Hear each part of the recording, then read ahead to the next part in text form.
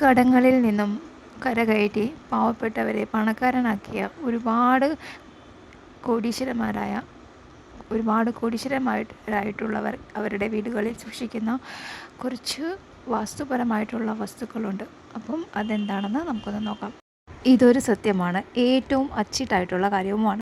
ദുഃഖങ്ങളും ദുരിതങ്ങളും മാറി പണവും ഐശ്വര്യവും നിങ്ങളെ തേടി വരും. അപ്പം ആ 7 കാര്യങ്ങൾ എന്താണെന്ന് നോക്കാം. ചിത്രത്തിൽ കാണുന്നത് പോലെയുള്ള ഒരു മൂങ്ങയുടെ രൂപം, ലോഹത്തിൽ തീർത്ത ഒരു മൂങ്ങയുടെ രൂപം.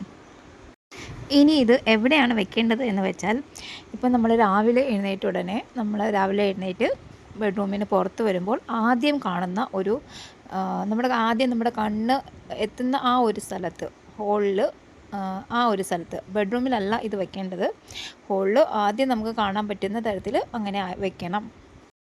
അടുത്തതായിട്ട് ഒരു ആമയുടെ രൂപം. ഇത് ആമയ്ക്ക് വാസ്തുശാസ്ത്രത്തിൽ വലിയ ഒരു വിലയാണുള്ളത്. ജീവിതത്തിൻ്റെ ഭാരങ്ങളെ താങ്ങി നിർത്താനും സമ്പത്തിനെ നിലനിർത്താനും ആമയ്ക്ക് കഴിയും. ഇത് വയ്ക്കാൻ ഉചിതമായ സ്ഥലം വീടിൻ്റെ വടക്ക് ഭാഗത്തുള്ള കിടപ്പുമുറിയാണ്.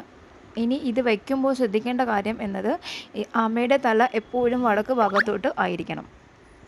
കടങ്ങൾ കൊണ്ട് വലയുന്നവർ, എത്ര പണം കയ്യിൽ വന്നാലും അത് കയ്യിൽ നിൽക്കുന്നില്ല എന്നുള്ളവർ ഈ ആമയെ ഒന്ന് വെച്ച് നോക്കൂ. ഇനി അടുത്തതായിട്ട് ഒരു താമര വയ്ക്കാം. അത് നമ്മുടെ പ്രകൃതിയുമായിട്ട് ഇണചേർന്ന് നിൽക്കുന്ന ഒന്നാണിത്. അപ്പം നമ്മുടെ വീടിൻ്റെ വടക്ക് കിഴക്ക് ഭാഗത്ത്, അതായത് ഈശാൻ കോണയിൽ, നമുക്ക് ഒരു ടബിലോ അല്ലെങ്കിൽ ഒരു പോട്ടിലോ എന്തിലെങ്കിലും താമര നമുക്ക് വയ്ക്കാവുന്നതാണ്.